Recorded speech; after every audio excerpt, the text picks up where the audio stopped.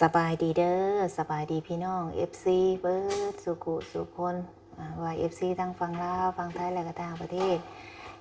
ยินดีต้อนรับเข้าสู่ซ่องสบุญมาบ้านเฮาคือเก่าเด้อพี่น้องเด้อตอนนี้เนาะ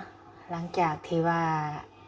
ทางแพทย์ทางหมอเพิ่นขึ้นมาทำเพลให้เรากินข้าวกินน้ำอิ่มแล้วเนาะทางคุณหมอเพิ่นก็ขึ้นมาบอกว่ากลับบ้านได้เพิ่นว่ามื้อนี้ปกติก็คันว่าจังใดกับเพิ่นว่าให้เมื่อทำเพลอยู่บ้านเนาะอีกอย่างเพิ่นก็เฮ็ดใบนัดให้พี่น้องเอ้ยเพิ่นเฮ็ดใบนัดให้ว่ามื้ออื่นนี่วันที่14นี่ให้ไปทำเพลอยู่ตามมันอนามัยแถวบ้านก็ได้ไปทำเพลเพิ่นว่ามื้อวันที่18เพิ่นก็นัดแบบว่าให้ตัดไหมตัดอยู่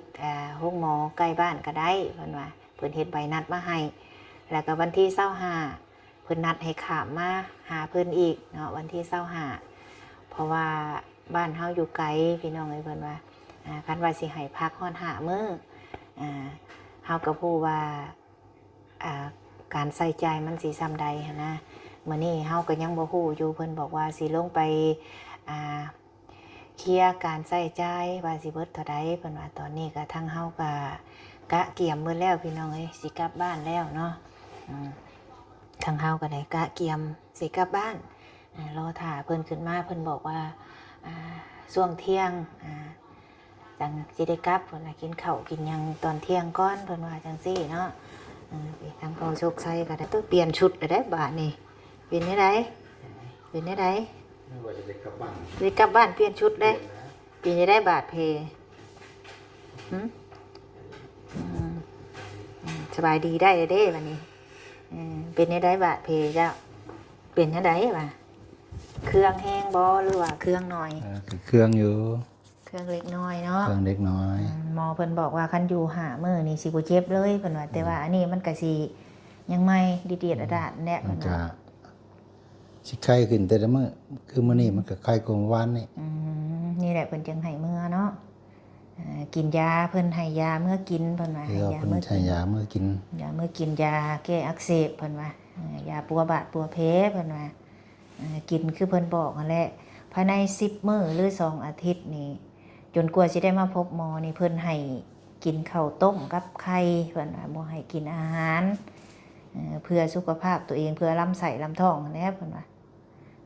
ตามที่เพิ่นบอก4ข้อ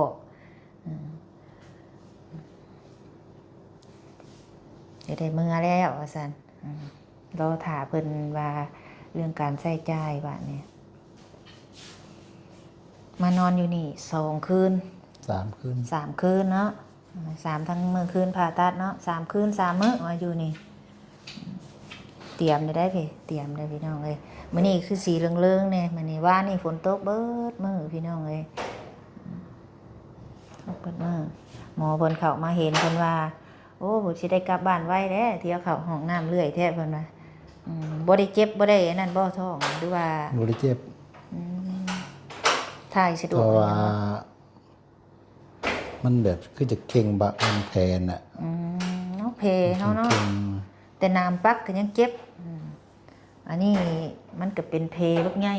มันก็เพื่อมันสิเศร้าก็ค่อยดีค่อยเศร้าไปหั่นแหละสิปีปึบปับบ่เดี๋ยวได้น้ำอย่ายกน้ำคันนาปักตีนห้อยรังตีนยังพ่อบ่ทายาเหลืองยาแดงใช่บ่ได้เศร้าง่ายๆน่ะก็เสริญว่าอันนี้เนาะเป็นเพบักใหญ่ก็เจ็บปวดเป็นเรื่องธรรมดามีหยังสิเว้าบ่มีน่าเชื่อ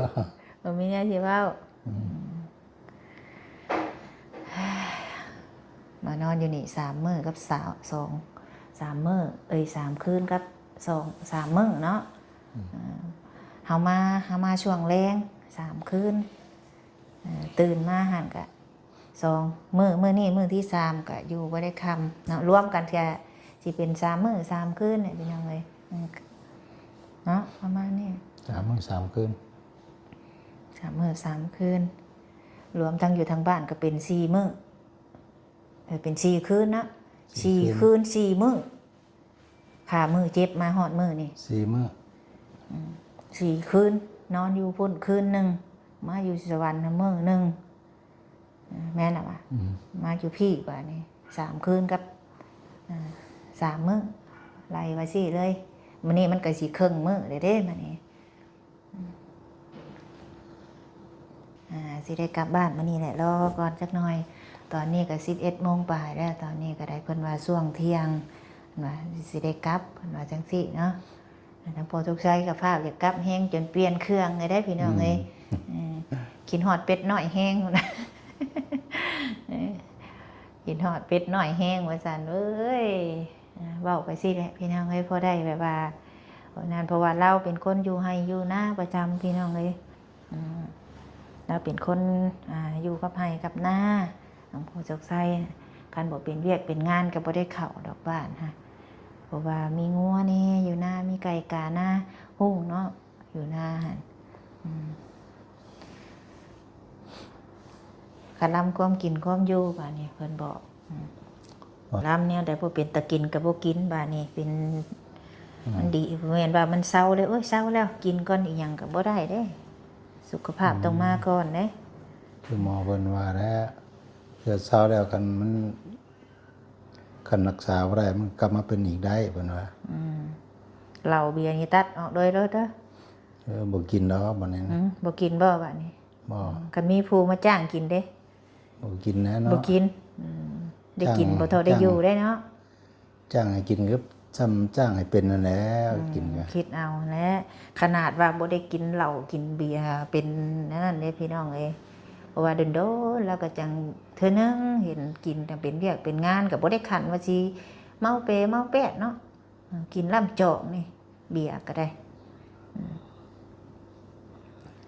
สำคัญกับของกินนั่นแหละของเผ็ดของเค็มคือเพิ่นว่าอันนี้พี่น้องเอ้ยจังใดก็เพิ่นขึ้นมาก่อนเฮาก็ได้เคลียร์จัดเครื่องของถ่าเตรียมสิเมื่อบ้านทางลูกชายก็เที่ยวมาตลอดทางลูกชายก็ได้โศกใจพักผ่อนนอนถ่าเดี๋ยวเพิ่นขึ้นมาก่อนอันนี้กับพี่น้องเอ้ยเนาะเมื่อคืนนี่ก็นอนแบบว่าฝันไปทุกที่เมื่อคืนนี่นอนฝันนอนลายกับฝันลายพี่น้องเอ้ยแล้วพี่น้องจากสิว่าเฮาได้ผู้บ่เป็นนี่ก็จนบ่ได้กินข้าวกินน้ำมื้อทำบิดน่ะท้องตัวเองก็ปูมเพราะท้องตัวเองมื้อโอ้ยเสร็จดอกสิเอาไผเข้าโรงหมอก่อนกันบาดนี้ว่ามื้อน่ะอดตัวเองนี่จนว่าเอาผู้เพิ่นนักก่อนเพราะว่ามื้อนั้นแบบบ่ได้กินข้าวเบิดมื้อได้ผู้พามาก็ได้แม่ลูกบ่ฮู้สิเฮ็ดแบบว่าอาการมันขึ้นแห้งนะครับให้ใส่กันพี่น้องคิดบ่ออกบ่เข้าก็ผู้ดีทั้งเอื้อยทั้งอ้ายเพิ่นโทรมาเนาะเพิ่นก็เลยว่าโอ้บ่ให้คิดหยังหลายว่าให้กินข้าวกินน้ำแบบว่าเฮามีกำลังใจนะพี่น้องมีเอื้อยอ้ายหรือว่าแม่พ่อแม่เพิ่นมาให้กำลังใจแล้วก็ FC ที่ให้กำลังใจเนาะที่มาให้กำลังใจลูกหลานญาติพี่น้องนี่แหละพี่น้องเอ้ยเพิ่นมาให้กำลังใจทั้งป้าทั้งลุงเนาะทั้งอาญาติพี่น้องทั้งเพิ่นแน่ทั้งตัวแน่ก็ให้กำลังใจกันแล้วก็ทั้งแม่ฮักเอื้อยฮักอ้ายฮักแน่มาให้กำลังใจก็เลยแบบว่าเฮาก็เพิ่นมาให้กำลังใจเฮาว่าเอาจังใดก็สู้ๆเด้อว่าเงินทองจังใดก็เอาชีวิตคนไว้ก่อนเพิ่นว่าจังซี่เนาะเอาพี่น้องเอ้ยจังใดก็ทั้งสบุญก็ถ่าเบิ่งก่อนพี่น้องถ่าเบิ่งการใส่ใจว่ามันสิเบิดเท่าใดเนาะแล้วก็จังงันว่ากันพี่น้องเอ้ยพี่น้องเอ้ยเมื่อกี้นี่ทาง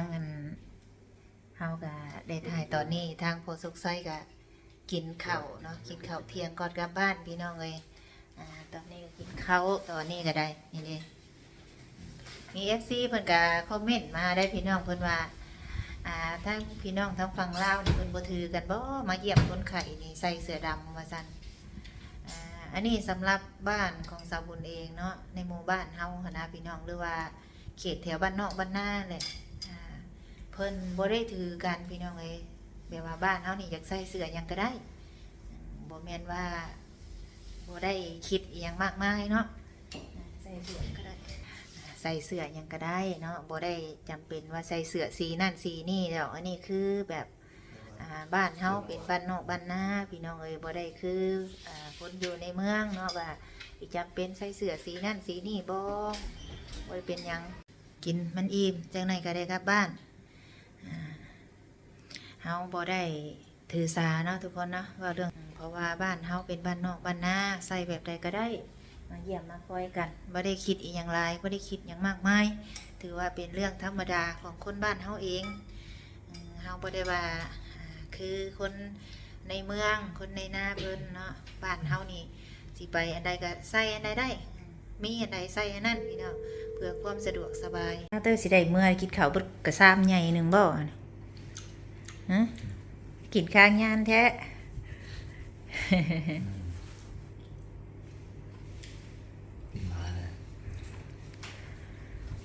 เดี๋ยวสิได้กลับบ้านกลับซองเลยพี่น้องเอ้ยรอถ่าอันเพิ่นแจ้งยอดชำระค่าหมอว่าการใช้จ่ายเท่าใดกับพุ่นแหละเดี๋ยวเมื่อฮอดเทือนฮอดซ่านเนาะทางสบุญกับจังสีแจ้งให้ฮู้พี่น้องเพราะว่ามื้อนี้ก็เฮาที่กะเกียมเมื่อบ้านเฮากะเกียมทีสิเมื่อบ้านมื้อนี้ก็เลยว่าคลิปหน้าหลังจากเมื่อฮอดเทือนฮอดซ่านเนาะเฮาจังสิแจ้งว่าการใช้จ่ายส่ำใดมื้อนี้ก็มีที่อัปเดตให้พี่ให้น้องได้เบิ่งอยู่นี่แหละมื้อนี้อิ่มแล้วบ่สิอิ่มแล้วกินได้แม่ตอนหยังตอนปลากระพงนำข้าวต้มปลากระพงนี่บ้านเฮาเอิ้นปลาหยังเนาะบ่มีบ่บ้านเฮาบ่แม่นบ่ปลาคอปลาโกหรือว่าปลาช่อนฉันบ่ ปลาคอแล้วปลาช่อนนะใช่นั่นเนี่ยยังนั่งกินอยู่หั่นนี่คือบ่นั่งกินอยู่โต๊ะเฮ็ดหยังนะหมอนะเอาเก็บแล้วบ่เครื่องของลูกเอ้ยติบข้าวติบน้ำเฮาเด้ติบข้าวติบน้ำเฮาพี่น้องเอ้ยฮะโอ้หมักไหมบ่มันเจ้าบ่อยากก็บ่กินก็ยาท้องเฮายังอันนั้นอยู่เป็นหมักไหมเพิ่นเอาให้มีหมักโมหมักแอปเปิ้ลเนี่ยบ่กินก็ยาดอกท้องยังบ่อันนั้นปานใดดีเซาจังกินเนาะมันยังจะเดือดๆมีน้ำกินอีกพี่น้องป้ามื้อนี้แจ้งจังปางมื้อนี้พี่น้องเอ้ยแจ้งจังปางมื้อนี้แจ้งจังปางลงไปมื้อนี้ก็และพี่น้องเนาะจังใดก็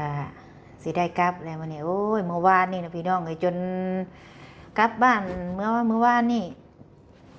ฝนตกแห้งก็เตะออกไปแต่พี่จนฮอดบ้านฝนเมื่อวานซิดเมื่อเฮือนบ่ได้คักๆว่ารถพลาดเติดเมื่อวานเกือบได้ยุ่งเมื่อวานนี่เอาจังใดกะเกียมกันพี่น้องได้เวลาแล้วก็จังสิออกเมื่อพี่น้องเอ้ยมาตามหมอนัดที่หมอเพิ่นนั่นนัดให้เฮานั่นแหละมานอนอยู่นี่ก็จนหัวแปะพี่น้อง3 คืนมานอนอยู่นี่3 คืนได้เยี่ยมแล้วก็ดีใจเด้พี่น้องเอ้ยโล่งอกแล้ววันนี้สิได้กลับบ้านแล้วกะเกียมมากะเกียมเพิ่นยังลงติดต่อรถให้อยู่สิให้รถเพิ่นเมื่อส่งเลยพี่น้องเอ้ยจ่ายไปเป็นที่เรียบร้อยแล้วเนาะเรื่องการใช้จ่ายก็ได้พี่น้องเอ้ยเดี๋ยวเมื่อฮอดเฮือนฮอดซ่านก่อนเฮาสิเมื่อนั่งเอารายละเอียดให้ทุกคนฟังเนาะตอนนี้ก็กะเกียมก่อนเป็นจังได๋เฮ้ยโอเคแล้วบ่กลับบ้านแล้วสิกลับบ้านแล้วนี่เด้กาแฟกินบ่ กาแฟได้น่ะคนที่มักกาแฟสิงดกาแฟบ่วันนี้อยู่ห้องพักออกทางแล้ว เดี๋ยวมาอยู่ห้องดาวแล้วกินกาแฟได้มากินตะกี้เพิ่นเอากาแฟมาให้แล้วคนที่รักกินบ่เป็นหยังเนาะดีเศร้าก็จังกินวันนี้เบิ่งได้เจ้าสิไปเพอยกแขนยกยังบ่ได้ท้องใส่มันยังเข่งได้เพราะว่าบาดน้อยๆก็ยังเจ็บคือเว้านั่นแหละ ใช่ล่ะเอาเครื่องเอาของหมดแล้วบ่ลูกเอาเครื่องเอาของหมดแล้วบ่หรือว่าพี่น้องไอ้ตอนนี้ก็เฮาก็เตรียมตัวพี่น้องไอ้ออกเมื่อบ่านี่ ตั้งถุงเงินให้เขาว่าก ลับบ้านเด้อบ้านนี้ข่อยขึ้นลิฟต์ข่อยวิ่นหัวได้ข่อยใส่มาทางใดตอนมาชื่ออยู่บ่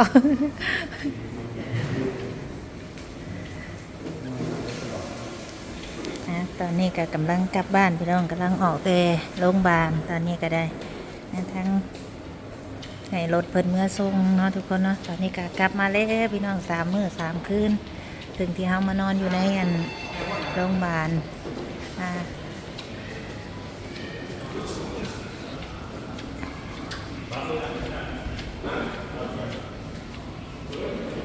ก็ย่างไว้แท้น่ะ ย่างหันอะไรย่างเมื่อฮอดเพื่อนจ้ะนี่ค่อยๆเดินค่อยๆเดินค่อยๆเดินออกกำลังกาย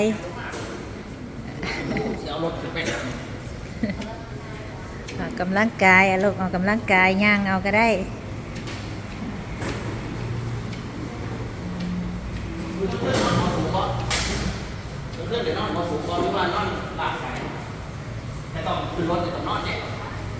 นอนเอาแหละนั่นจังสบาย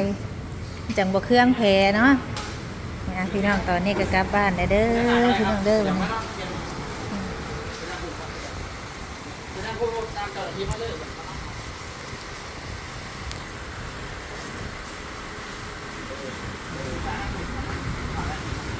อยากไปรับจากพวกครับ